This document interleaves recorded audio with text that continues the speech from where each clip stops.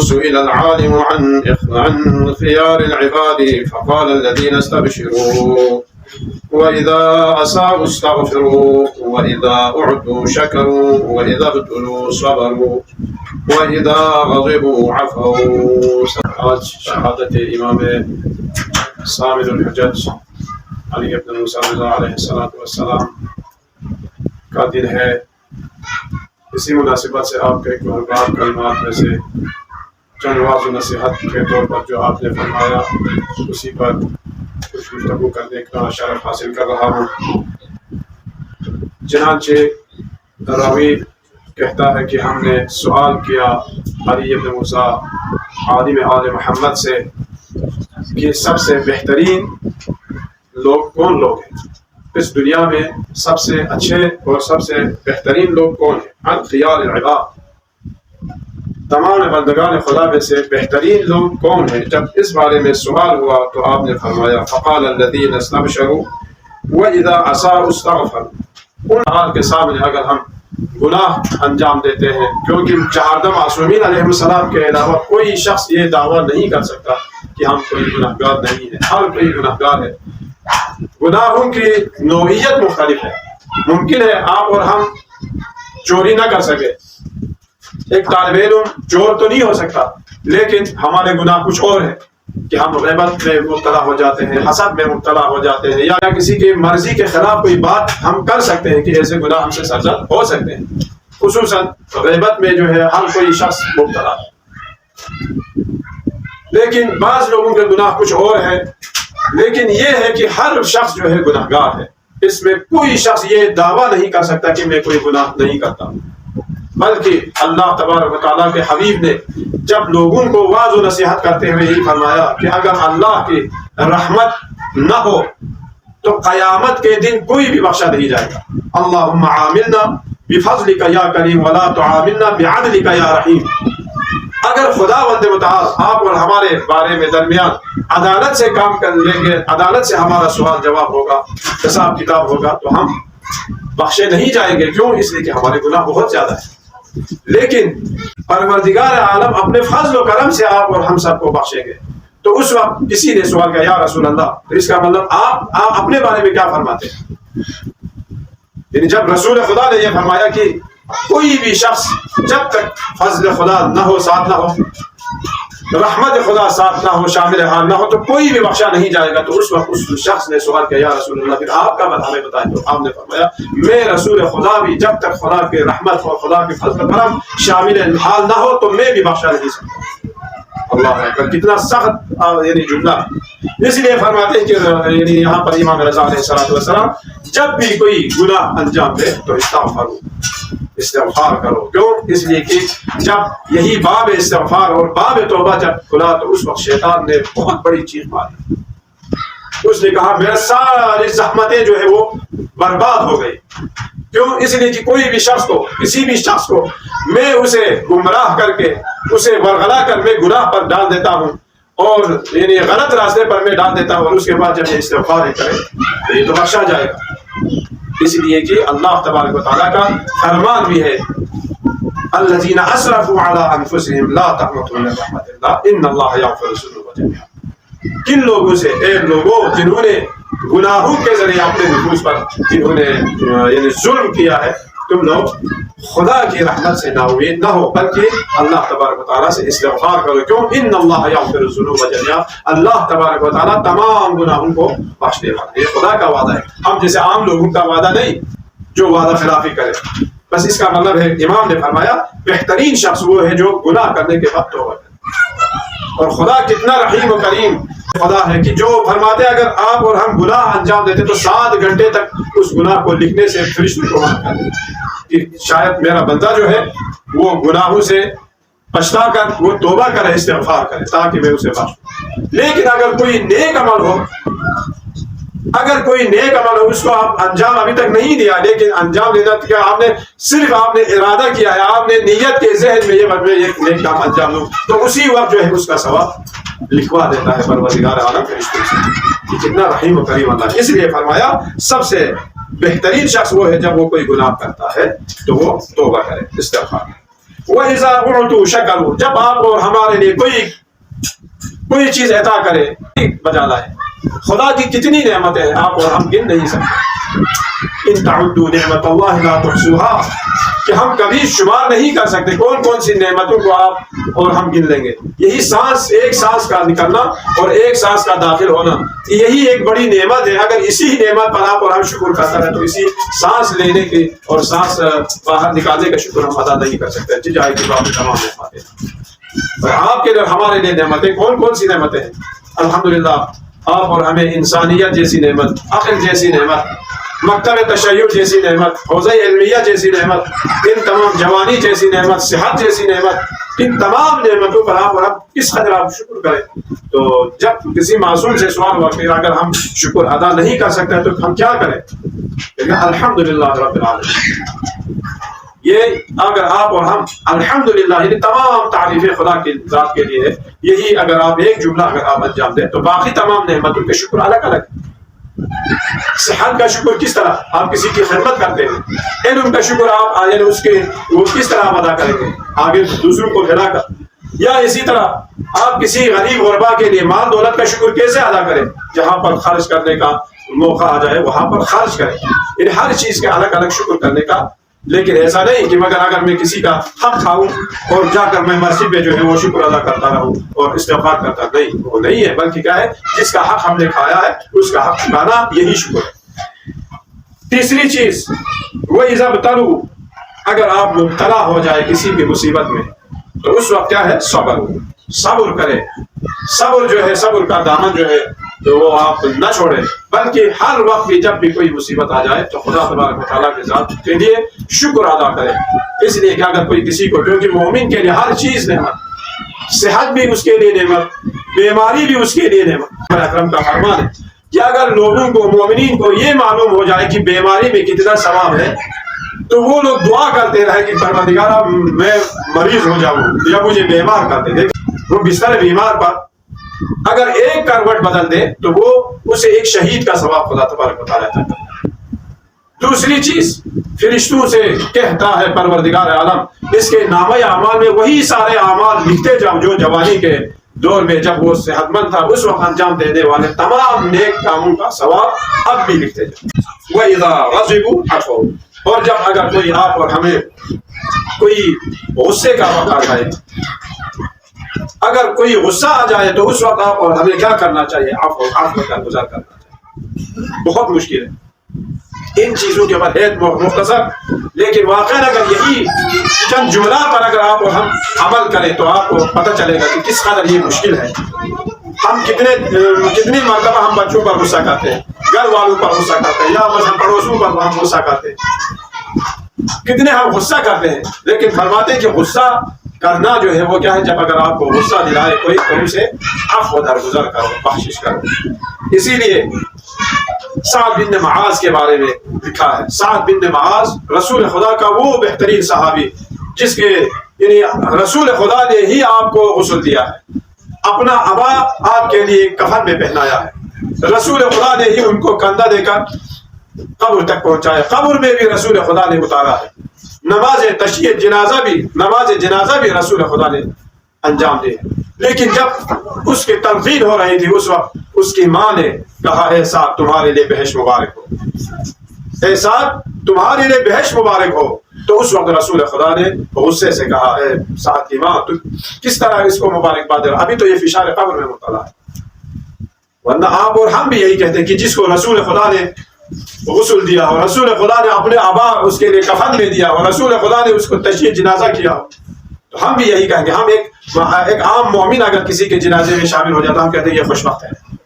یہاں تو رسول خدا رحمت للعالمین نے اپنے دست مبارک سے تمام یعنی امور کو آپ نے ہی انجام دیا اور قبر میں بھی آپ نے اتارا. تو سعد کی ماں کا تو حق بنتا ہے کہ وہ اسے مبارکبادی دے. لیکن آپ نے فرمایا تمہیں معلوم نہیں کہ یہ فشار قبر میں مبتلا. لوگوں نے سوال کیا یا رسول اللہ یہ کیسے ممکن ہے، آپ نے اتنا اہتمام کیا اور اس کے بعد بھی اگر یہ فشار قبر میں، تو فرمایا یہ گھر والوں کے ساتھ بد اخلاق تھا. مارنے پیٹنے والی بات نہیں، کوئی ہاتھ اٹھانے والی بات نہیں، گھر والوں کے ساتھ یہ بد اخلاق تھا، بد اخلاقی سے پیش آتا تھا. لہٰذا یہ فشار قبر میں مبتلا۔ لوگوں نے کہا یا رسول اللہ آپ تو ننگے پیر ننگے سر آپ اس کے تشییع جنازہ میں تھے، کبھی آپ دائیں طرف، کبھی بائیں طرف، کبھی پیر کی طرف، کبھی سر کی طرف آپ کندھا دے رہے تھے۔ تو آپ نے فرمایا ہاں جبرائیل و میکائیل بھی ننگے سر ننگے پیر جو ہے وہ بھی اس کے جنازے میں شریک تھے، 70,000 ملائکہ اس کے جنازے میں شریک تھے۔ تو کندھا میں اسی لیے تبدیل کر رہا تھا کہ کبھی جبرائیل اس کے سر کی طرف کبھی پیر کی طرف وہ آتا تھا تو میں اس کی جگہ پر جاتا تھا۔ اتنا اہتمام کے بعد بھی فشار قبر میں مبتلا ہے۔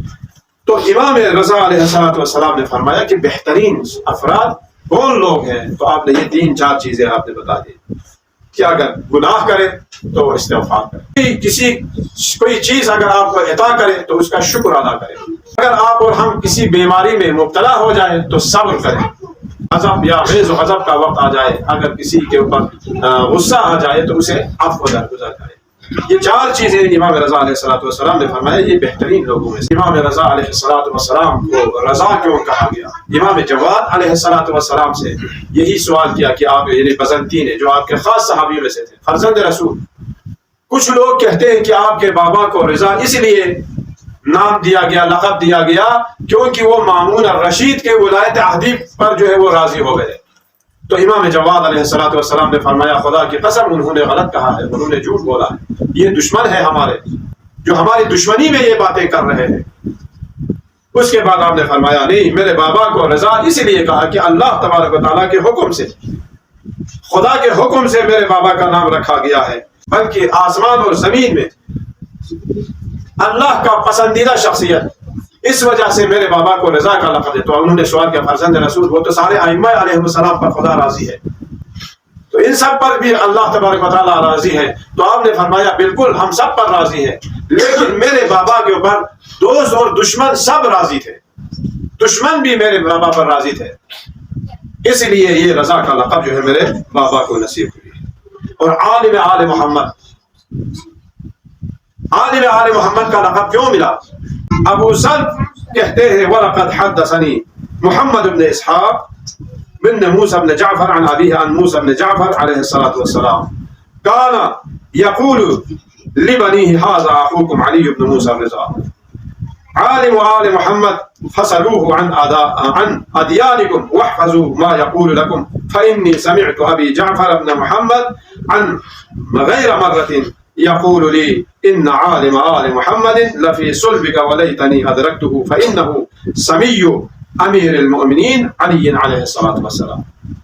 ابا سلط یہ روایت نقل کرتے ہیں کہ ہم نے آپ کے تمام اولادوں سے کہا کہ آپ لوگ عالم آل محمد جو آپ لوگوں کو حکم دے اسی کے مطابق آپ لوگ عمل کریں، آپ لوگ اپنے دین کو انہی سے لے لیں، کیونکہ ہم تمنا کرتے تھے اے کاش میں عالم آل محمد سے میری ملاقات ہوتی۔ وہ کون ہے؟ تو وہ فرمایا کہ آپ کے صلب مبارک میں ہے، پھر اپنے بیٹے امام موسیٰ کاظم علیہ السلام سے یہ فرماتے ہیں کہ وہ آپ کے صلب مبارک سے ہوگا، اور اس کا نام جو ہے وہ کیا ہے؟ امیر المومنین علی بن ابی طالب علیہ السلام کے ہم نام ہو گئے۔ لیکن یہ ہے کہ عالم آل محمد کا لقب کیوں کر ملا علی بن موسیٰ رضا علیہ السلام کے دور میں؟ اور یہ مامون الرشید، اس میں ایک خوبی یہ تھی کہ یہ علم دوست شخص تھا، وہ ہر اپنے اس میں محفل میں جو ہے وہ مناظرہ کا پروگرام رکھتا تھا، اور مختلف مکاتب فکر کے لوگ جو اشکالات کرتے تھے اس کے لیے جواب طلبی کرتا تھا۔ یہاں تک کہ عیسائی اور یہودی مذاہب والے جو حضرت عیسیٰ کے ماننے والے ہیں، عیسائی، انہوں نے کہا حضرت عیسیٰ علیہ السلام یہ خدا کا بیٹا ہے، تو اس وقت آپ نے کہا یہ کیسے ہو سکتا ہے خدا کا بیٹا؟ اس میں جب مسیحی نے کہا کہ حضرت عیسیٰ مسیح وہ خدا کا بیٹا ہے یا وہ خدا ہے، آپ نے کہا یہ ہو ہی نہیں سکتا۔ اب جسے جتنا عقلی دلیل آپ پیش کریں، انہوں نے جب مانا نہیں تو آپ نے فرمایا، آخر میں آپ نے فرمایا کہ دیکھو اگر تم حضرت عیسیٰ کو اس لیے کہ اس کا باپ نہیں ہے خدا کہتے ہو، تو حضرت آدم علیہ السلام تو نہ باپ ہے نہ ماں ہے، وہ تو بطریقہ اولا خدا ہونا چاہیے۔ ان مثل عیسیٰ عند اللہ کا مثل آدم، حضرت عیسیٰ کی مثال حضرت آدم علیہ السلام کی مثال ہے۔ لیکن ان تمام دلائل عقلیہ مطمئن نہیں ہوئے تو آپ نے آخر میں فرمایا ہاں لوگوں دیکھو تم لوگ سنو، حضرت عیسیٰ علیہ السلام نماز نہیں پڑھتا تھا۔ امام رضا علیہ السلام نے یہ فرمایا حضرت عیسیٰ نماز نہیں پڑھتا تھا، تو وہ چیخنے لگا، چلانے لگا، دیکھو یہ آپ نے کتنی بڑی تہمت آپ نے لگائی تھی، آپ تو کہتے تھے آپ عالم ہیں، آپ امت مرحومہ کے عالم ہوتے ہوئے آپ نے حضرت عیسیٰ علیہ السلام کے اوپر آپ نے اس طرح آپ نے بہتان باندھا۔ تو آپ نے کہا پھر وہ کس کے لیے، وہ کیا کرتے تھے؟ وہ تو کیا راتوں کو جاگ جاگ کر وہ عبادت کیا کرتے تھے۔ جب اس مسیحی نے کہا تو پھر آپ نے کہا لوگوں سنو، یہ خود کہہ رہا کہ حضرت عیسیٰ راتوں کو اٹھ کر وہ عبادت کیا کرتے۔ عبادت کس کے لیے کرتے تھے؟ اگر وہ خود خدا ہوتے تو یہ عبادت کس کی کرتے تھے؟ بس اس کا مطلب یہ ہے کہ حضرت عیسیٰ خود خدا نہیں تھے، بلکہ وہ بندہ یا خدا تھے، وہ جو اللہ تبارک و تعالیٰ کے لیے وہ نماز پڑھتے تھے اور عبادت کیا کرتے تھے۔ اس طرح تمام دشمنوں کے آپ نے منہ بند کر دیا۔ اور ایک اور صفت کہ مساکین پر احسان، یہ امام علیہ السلام کے خاص صفات میں سے ہے۔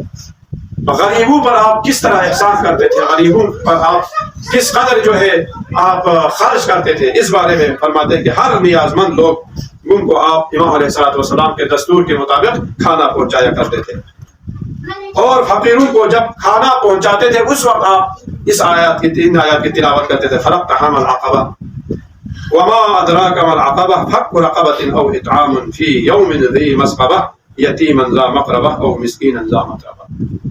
امام علیہ السلام جب فقیروں کو، غریبوں کو، مسکینوں کو کھانا کھلانے کے بعد ان آیات کی آپ تلاوت کرتے تھے، اور ان میں آپ کے لیے ہمارے لیے جو حکم ہے وہ بھی یہی ہے کہ اپنے قرابت داروں میں خرچ کرو، اور خصوصاً یتیم ہو اور اگر مسکین ہو ان تمام کا خیال رکھو، ایسا نہ ہو کہ وہ لوگ بھوکے رہے اور ہم پیٹ بھرے جو ہے سو جائیں۔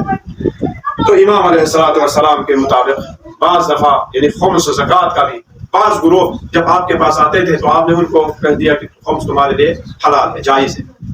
جب بعض آتے تھے تو کہتے تھے کہ تم نے خمس ضرور نکالنا ہے۔ تو جب لوگوں نے سوال کیا آپ کے اصحاب نے، فرزند رسول، آپ نے ایک گروہ کو آپ نے اجازت دے دی اور دوسرے گروہ کو آپ نے جو ہے سخت تاکید کی، تو فرمایا کہ اگر یہ لوگ اگر خمس نہ نکالے تو ہمارے غریب مسکین شیعہ کہاں سے کھائے گا؟ بس اس کا مطلب ہے کہ کچھ لوگوں کے اوپر خمس نکالنا واجب ہے، لیکن شاید جو گروہ پہلے آئے تھے وہ لوگ غریب لوگ تھے یا مستحق افراد تھے، اس وجہ سے ان کے لیے کہا کہ تمہارے اوپر خمس نہیں ہے یا خمس تم کھا سکتے ہیں۔ اسی طرح آپ کے ایک صحابی آیا مدینے سے، جب سلام دعا کرنے کے بعد واپس چلے گئے اور راستے میں آپ نے ایک تھیلی ان کو عطا کی، راستے میں جب دیکھا، کھول کر دیکھا تو اس میں 40 دینار جو ان کے اوپر قرض تھا، یہی لکھا ہوا تھا کہ اے شخص تم یہ 40 دینار جو ہے تم اپنا قرض ادا کرو اور باقی 20 درہم جو ہے تم اپنے ذاتی اخراجات پر خرچ کرو۔ اس طرح امام علیہ السلام غریب غربا پر بھی خاص خیال رکھتے تھے۔ بس زیادہ وقت نہیں لینا چاہتا کہ امام علیہ السلام دشمن کے لیے اہل بیت اطہار ان کے لیے سخت تھا کہ معصوم علیہ السلام کو آزاد رکھے۔ اس لیے جب یہاں پر مامون الرشید ملعون کو جب کسی نے یہ خبر پہنچائی ہے مامون تم یہاں پر لوگوں پر حکومت کر رہے ہیں لیکن مدینے میں حضرت علی ابن موسیٰ رضا کو تم نے آزاد چھوڑا ہوا ہے، لوگوں کے دلوں پر جو ہے حکومت کرنے والے وہ علی ابن موسیٰ رضا ہے۔ علی ابن موسیٰ رضا کے ارد گرد سب لوگ وہاں پر جمع ہیں، سب علی ابن موسیٰ رضا کی بیعت کر رہے ہیں۔ تو اس وقت اس ملعون نے اپنا خاص قافلہ بھیجا اور امام علیہ السلام کو مدینے سے انہوں نے یہاں معروف بلایا، اور بلاتے وقت بھی انہوں نے کہا کہ فلان فلان شہروں سے نہ گزارنا کہ جہاں پر شیعیان امیر المومنین موجود ہیں۔ خلاصہ کلام امام علیہ السلام نے اس وقت مدینے میں اپنے تمام عزیز و اقربا کو آپ نے جمع کیا، جمع کر کے آپ نے فرمایا اپنے ماں بہنوں کو بھی حکم دیا کہ آپ مجھ پر آئے اور روئے۔ اللہ اکبر۔ کسی نے سوال کیا فرزند رسول آپ تو زندہ ہیں، آپ سفر پر جا رہے ہیں، تو آپ یہ وصیت کیوں فرما رہے ہیں؟ اس وقت علی ابن موسیٰ رضا نے فرمایا ہاں یہ تو سفر تو ہے لیکن یہ میرا آخری سفر ہے، اس کے بعد میں مدینہ واپس نہیں آ سکوں گا۔ اللہ اکبر۔ علی ابن موسیٰ رضا علیہ السلام نے اپنی زندگی میں اپنے اہل و عیال سے آپ نے الوداع کی، اور الوداع کر کے آپ مرو کی طرف آپ روانہ ہوئے، یہاں تک کہ آپ نیشا پور میں جب آپ پہنچے اور وہاں پر لوگوں نے سوال کیا، لوگوں نے آپ سے استدعا کی، فرزند رسول ہمیں رسول خدا کے خاص نصیحتوں میں سے یا خاص احادیث میں سے کوئی حدیث ہمیں سنا دیجئے۔ تو آپ نے کلمۃ لا الہ الا اللہ حصنی ومن دخل حصنی امن من عذابی یہ کہہ کر کچھ قدم آگے بڑھے، لیکن اس کے بعد دوبارہ واپس آیا۔ واپس آ کر آپ نے فرمایا، آپ نے کیا فرمایا؟ ہر چیز کے لیے ایک شرط ہے، بشرطہا وشروطہا وانا من شروطہا، لیکن صرف کلمہ لا الہ الا اللہ کہنے سے کافی نہیں ہے۔ ہاں یہ بجے پروردگار تو ہے، لیکن اس میں داخل ہونا اس وقت کافی ہے جب تم مجھ امیر المومنین کا فرزند علی ابن موسیٰ الرضا کی امامت کا قائل ہو۔ یہ فرمانا مقصود تھا کہ اہل بیت اطہار 12 ائمہ طاہرین علیہ السلام کی امامت پر جب تک یقین نہ ہو، جب تک ان کی امامت کا قائل نہ ہو، صرف کلمہ لا الہ الا اللہ کہنا کافی نہیں ہے۔ ہاں لوگوں کو یہ تو بتا دیا، لیکن عزیزوں کیا لوگوں نے اس حدیث کو یاد رکھا یا نہیں؟ بالکل نہیں رکھا۔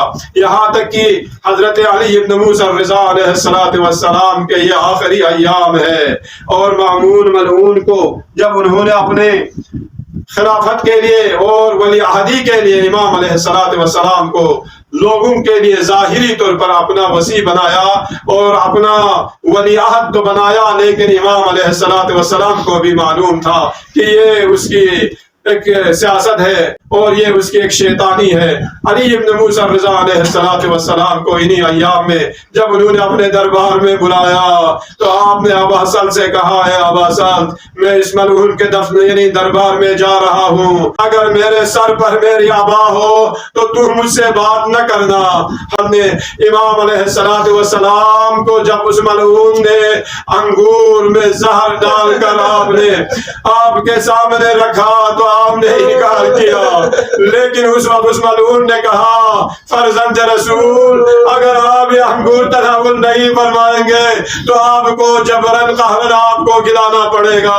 اس وقت امام علیہ السلام نے کچھ دانے اس انگور کے آپ نے تناول فرما کر انا للہ و انا الیہ راجعون کہہ کر اٹھے۔ اس ملعون نے سوال کیا امام سے، کہاں جا رہے ہیں؟ تو امام نے کہا ہے ملعون جہاں تم نے بھیجا ہے میں وہاں جا رہا ہوں۔ امام کے حالت غیر ہو رہی تھی۔ امام علیہ السلام باہر نکلے، اپنے سر پر آبا رکھ کر نکلے۔ اس وقت ابا سعد کو اشارہ کیا کمرے میں کسی کو آنے نہ دے۔ سحر کا اتنا اثر تھا کہ امام علیہ السلام کے لیے بے چینی کے عالم تھی۔ اس وقت آپ اپنے ننھے بیٹے کو آپ بلاتے رہے۔ ابا سعد کہتا ہے میں نے دروازہ بند کیا تھا، لیکن کچھ دیر کے بعد میں نے امام علیہ السلام کو کسی کے ساتھ تکلم کرتے ہوئے میں نے سنا۔ میں نے جب دیکھا تو آپ کا بیٹا امام جواد علیہ السلام تشریف فرما ہے۔ یہ دونوں باپ بیٹے ایک دوسرے سے بغل گیر ہو کر رو رہے ہیں۔ بابا نے اپنے آخری وصیتیں کر کے مولا نے امام پر اپنے بابا کے اوپر آپ نے نماز جنازہ بھی پڑھا دی اور آپ نے شاید غسل کفن کا بھی بندوبست کرایا، لیکن ہم یہاں کہیں گے مولا امام جواد آپ تو خوش قسمت ہے، آپ نے اپنے بابا کی نماز جنازہ بھی پڑھی اور آپ نے اپنے بابا کے لیے تجہیز و تکفین کا بھی انتظام کرایا، لیکن لو سجاد سے پوچھے اپنے بابا کے ناشادر کو دیکھ کر امام سجاد اپنے بابا کے ناشادر کو پہچان نہ سکے اور اس وقت آپ کی جان نکلنے والی تھی۔ پھوپھی زینب نے کہا بیٹا سجاد صبر کر لو۔ پھوپھی اماں کیسے صبر کرو، ان ظالموں نے ان کافروں نے اپنے ناپاک جنازوں کو تو انہوں نے دفن کیا، لیکن میرے بابا کے جنازے کو بے گور کفن رکھا ہے۔ الا لعنت اللہ علی القوم الظالمین۔